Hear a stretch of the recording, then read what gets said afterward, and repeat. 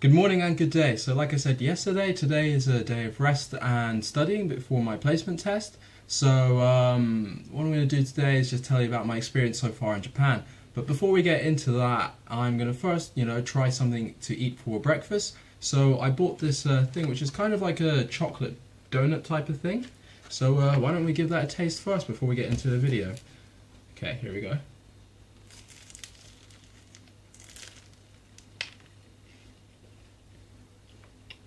Okay, yeah, so that's similar in a donut in terms of the taste and things like that. It's alright actually.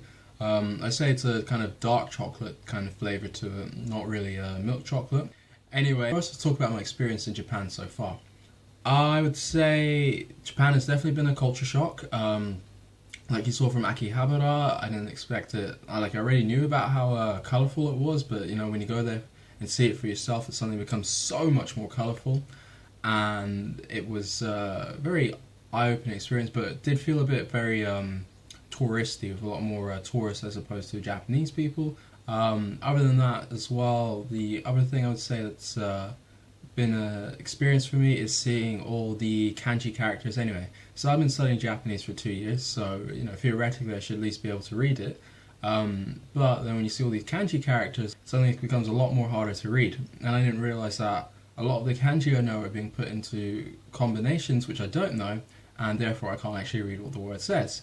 And so that's made it, in a sense, very tiring to be going out there and seeing all this new languages and experiences all at the same time. It becomes very tiring. Hopefully, eventually, that will disappear, and at some point it will just become very natural to me, but as a starter off, after a few minutes of trying to look at something, it feels like an overload in my brain or something like that. The next bit of experience I'd like to talk about then is the weather. Let's go with that cliche small talk weather thing. So talk about the weather. When I came to Japan, I knew it would be humid, but I didn't realize how humid. It's been like a sticky hotness which just makes you just want to shower all the time. So the next part I'm going to talk about is my first onsen experience, which I'm sure you're all looking forward to seeing. But before that, what we plan to do for the day is first go and do some shopping for when I move into my place, and so you can see that basically. And yeah, and then after that, let's talk about the onsen, shall we? Alright, catch you in a bit.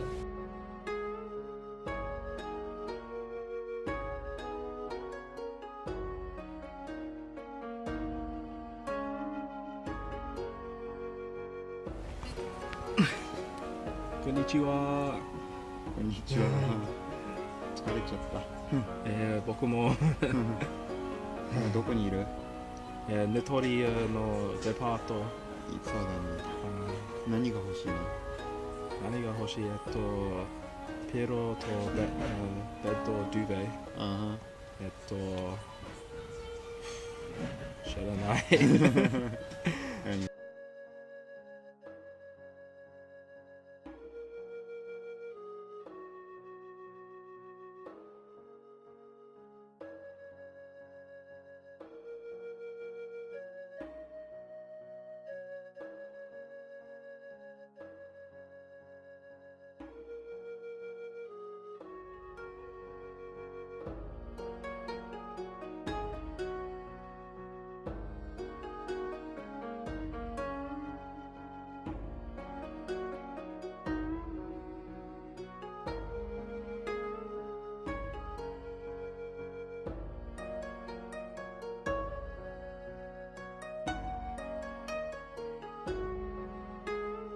Typically, with the onsens, you go to the facility. Usually, they draw the water and the heat from local sources. So typically, there's like a hot pool or something like that, and that's where all the heat for the pools come from. If not, of course, they can be man-made as well. And when you go in, you're separated into two, basically. So females and gents. We go in there, and then you dress down, and it's all about being naked. To start off with, that felt very, very awkward. Because all of a sudden, I'm putting myself in a situation where I'm getting my little guy out and feeling like people are going to stare at you, judge you, or you're just and the other thing I guess as a guy is you don't want to accidentally get excited or something, a bunch of other guys. That could be very awkward too, and I have a little story that'll come up in a bit, something related to that. And then, yeah, so suddenly, you strip down, you grab a towel, and you just gotta go for it, really. So I would say the entire experience for, I guess, for the first half of it felt very awkward. By the end of it, I was walking around naked, strutting my stuff, shaking it about and things like that. Woo, whatever. Once after a while, you start enjoying it. But yeah, so beginning with, awkward. By the end of it, you're cool. And so you go in, and then first thing you do is there's like a little basin thing, so you just quickly wash your body, just go splash, just get some of the dirt off you, and then you go in, and then there's the bits where you can, so you sit down and essentially just wash yourself. So there's shampoos to shampoo your hair, some soap as well to wash your body, and then there's like a shower head so you can spray yourself. As well as that, there's also a bowl which you can use a little towel that you bring with you as well to just soak it in there, and then just scrub yourself properly, and you start to feel really, really clean. So it's it's a really nice feeling. You give yourself a proper clean, and it's also an opportunity to try and wash away some of that awkwardness that you're feeling. And so the first part we went into wasn't the actual outdoor onsen experience first, it was just the indoor little pool where first, you lie down in it and you've got jet streams on your back, on your feet, and just feel really comfortable. It's like a little water massage sort of thing going on. Just quick, get used to that. And then we went into the outdoor part of it. So then the outdoor part of it, so the pool's a lot hotter. I don't know, minimum 40 degrees, maybe 50 or something degrees at least.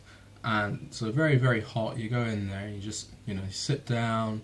If you're with friends, you just, sit down, you chat with friends, and then you enjoy that as well. And, it's all about relaxing. There are places where you can lie down if you're getting too hot, just to lie down and relax, enjoy the open air atmosphere of it. And then there's also a cold pool.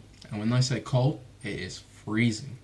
But, going from hot to cold, it's very good for your body giving a shock, and then afterwards you jump into another pool just to heat up again. So then that's where the next fun story happens, where I say fun. After at this point, I stopped feeling awkward about walking around naked. It was whatever to me. But then it felt awkward again. So we were sat there in the pool, and in comes this guy. He's way too excited, and I think you can all understand what I mean when he's way too excited. And because of the closeness of this being a small pool, the moment he sits down, it almost felt like it was, right in your face. You're just staring right at it. Way too much. Way too much. And it was the first, one I'd seen the entire time. And, that was really awkward. Whatever, I guess, props to him for, just rolling with it. Just, accepting the fact that it happened and just going to sit in the pool. But, whatever made him excited in the first place, I don't even want to know. But yeah, so that was the most awkward part of the entire experience. Not the walking around naked. Now that was after a while that was casual. It's just when you see another guy's excitement in your face, it's too much. Keep that at home. But other than that, I would recommend it. It's a very nice, relaxing experience, and yeah, something to enjoy. Anyway, so that's pretty much the summary for the day, the first onsen experience, and now let's get on to the new part of my video, which I'm going to introduce in some of the videos coming up, is where I try some things out from Japan. So the first part I'm going to try is, we got Kirin coffee, or fire coffee. It's a milk coffee, I believe. Then there's gold quality, as well as blended coffee. So the fire one was the most expensive, gold coffee kind of middle layer, and then the blended coffee is the cheapest one. So let's do a taste comparison, shall we? And this comes at a good timing because I'm very, very tired, so let's hope this wakes me up. Okay, blended coffee first.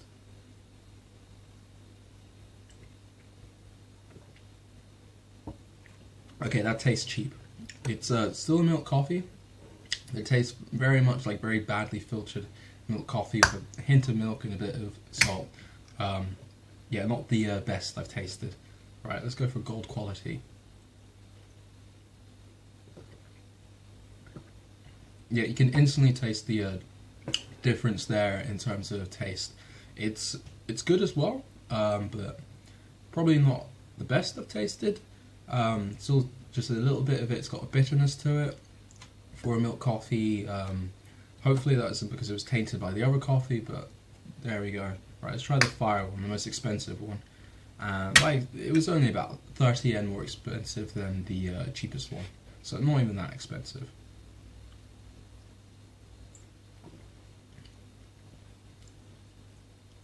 It's good. It's a lot lighter taste in terms of coffee, but I would actually say I prefer the gold quality. It was a lot more sugary and a lot better. Now, I normally don't drink coffee, so for me to do this, it's really going on from a level of I don't particularly enjoy drinking coffee that much.